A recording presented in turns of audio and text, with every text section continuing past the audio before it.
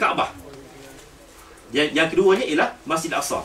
Dan apabila ditanya berapa jarakkah pembinaan di antara kedua-dua masjid tersebut, Rasulullah menjawab selama 40 tahun. Okey. Jadi sekarang ni seolah-olah ada kaitan di antara kiblah pertama dan juga kiblah kedua, di antara Al-Aqsa dengan Kaabah. Kita tahu bahawa ini adalah bangunan Kaabah. Okay, kita mengetahui bahawa ini adalah bangunan Kaabah. Dan rata-rata di kalangan kita menyatakan bahawa Kaabah sebenarnya adalah Kaabah yang adalah bangunan yang dikelilingi dengan kain hitam ni, kain kiswah hitam ni. Okey. Tetapi sebenarnya sahabat-sahabat sekalian, tuan-tuan dan puan-puan, yang dinamakan Kaabah itu bukan semata-mata hiup ini saja, tetapi dia extended kepada Hijr Ismail yang berbentuk C ni. Nampak kat sini? Hijr Ismail. Hijr Ismail pun dalam hadis disebut bahawa Hijr Ismail adalah sebahagian daripada Kaabah. Okey. Dengan sebab itulah ada satu soalan kuis. Siapa yang jawab soalan ni boleh makan mori awal sikit. Okey, kalau kita berada dalam Kaabah, kalau kita berada dalam Kaabah, jawapan ni tidak boleh diberikan kepada mereka yang pernah mendengar ceramah saya. Okay. Banyak juga yang pernah mendengar ceramah saya. Okey. Kalau kita berada dalam Kaabah, kalau kita solat, nak menghadap ke arah mana? Jawapannya ke mana-mana pun boleh. Pasal kita dah berada dalam Kaabah. Jadi saya boleh makan dulu. Okey. Okey, jadi apabila kita dah tahu tadi hukum sembahyang dalam Kaabah ni boleh menghadap ke mana, saya cabarlah kepada tuan-tuan dan puan-puan semua, kalau masuk ke dalam Kaabah ataupun kalau masuk ke dalam Hijr Ismail, masuk kat area ni, cubalah try menghadap sembahyang kat arah sini ke, kat sini ke. Dia punya solatnya adalah sah. Solatnya adalah sah. Cuma tak tahulah orang kata apa kat kita ni kan. Okey, ini adalah satu pengimajan semula satellite view bangunan Kaabah yang dibina semula oleh Nabi Allah Ibrahim. Nabi Ibrahim ni sebenarnya dia tidak membina Kaabah, tetapi apa yang Nabi Ibrahim buat ialah seperti mana yang difirmankan oleh Allah Subhanahu Wa Taala, wa idh yarfa'u Ibrahimul qawa'id. Ketika Nabi Ibrahim menaikkan kembali asas binaan Kaabah yang telah pun dibina oleh Nabi Allah Adam. Okey. Ini gambar lain. Dan ini adalah plan Kaabah yang sebenarnya. Yang dinamakan Kaabah itu adalah bukannya semata-mata segi empat ni saja, tetapi perlu dipanjangkan ke sini. Itu dinamakan sepadan Kaabah. Okey. Dan apabila berlakunya peristiwa Isra' dan Mi'raj, kita kena ingat, semasa peristiwa Isra' dan Mi'raj, tak ada pun bangunan masjid dekat tapak Al-Aqsa tu. Kerana kerajaan Byzantine ataupun Rom Timur telah pun merobohkan bangunan masjid tersebut dan telah pun menjadikan tapak itu sebagai tapak pelupusan sampah dalam kitab sejarah. Ini kerja jahat kerajaan Kristian Rom Timur. Okey. Jadi inilah dia bentuk empat segi yang merupakan pagar Masjid Al-Aqsa sebentar tadi. Okey. Ini adalah pengimajan semula, grafik 3D yang kita buat. Okey.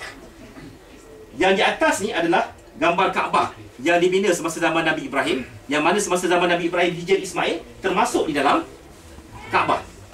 Dia panjang sikit. Dan ini pula adalah pagar ketika mana Nabi Muhammad melakukan peristiwa Isra' ke Masjid Al-Aqsa. Jadi nampak tak di atas dan di bawah sana ada sedikit persamaan? Nampak tak? Ada sedikit persamaan. Tak nampak? Tak nampak kena berdiri ke?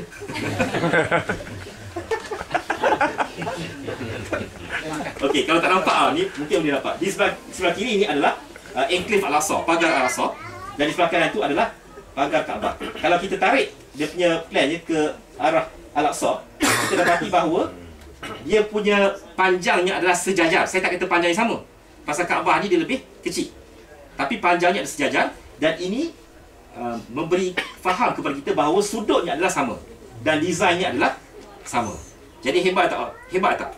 Kaitan di antara Kaabah dengan Al-Aqsa, yang mana kita tahu antara kaitannya ialah pembinanya adalah orang yang sama, sudutnya adalah sama, dan juga desainnya sama, dan dia punya panjang pun adalah sejajar. Okey.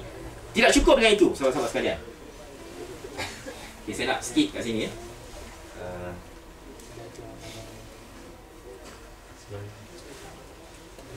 Okey.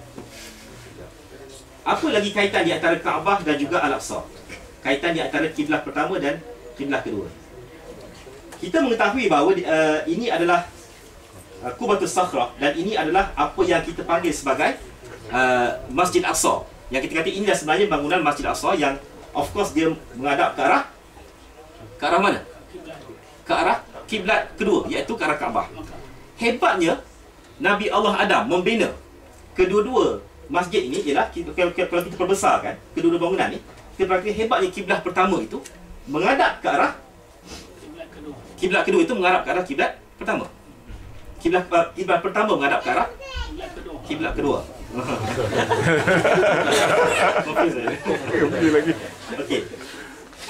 Okey, kita mengetahui bahawa sepanjang sebelum daripada peristiwa pertukaran kiblat, Nabi Muhammad dia tidak pernah sembahyang dekat utara Kaabah. Itu fakta yang kita kena ingat. Okey, tapi dalam sejarah disebut bahawa Nabi Muhammad hanya sembahyang dekat selatan Kaabah saja. Kerana apa? Kerana apabila Nabi Muhammad sembahyang dekat selatan Kaabah, maka Nabi Muhammad akan dapat bersembahyang ke arah kedua-dua kiblat yang sama. Okey, so faham kat situ So sekarang alhamdulillah kita sudah pun mengenali di manakah sebenarnya kiblat pertama, iaitu Masjid Al-Aqsa.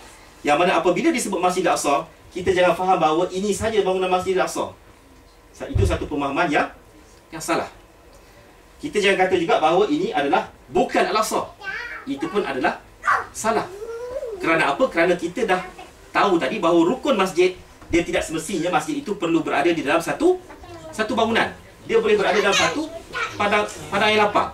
Jadi yang kita faham di sini ialah semua tanah, semua binaan yang berada di dalam pagar enclave ini, itu adalah Masjidil Aqsa.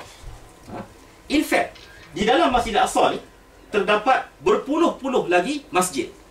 Di antaranya masjid ini yang kita sebelum ini panggil sebagai Masjidil Aqsa, tetapi sebenarnya ini bukan Masjidil Aqsa namanya adalah Masjid Qibli. Kerana apa? Kerana masjid inilah yang terletak paling hampir ke arah kiblat yang kedua, iaitu Kaabah. Di sini terletaknya satu bangunan yang dinamakan sebagai Masjid Buraq. Dan di bawah-bawah pagar ni, dekat sekitar pagar ni, ada macam-macam lagi bangunan yang kecil-kecil yang mana didirikan masjid dekat sekitar bangunan tersebut. Okey. Dalam peristiwa Isra' Mi'raj, Nabi Muhammad dikatakan masuk dalam Al-Aqsa ikut pagar belah sini. Pasal bawah sana adalah selatan di Mekah. Dan Nabi Muhammad dikatakan mengikat haiwan tunggang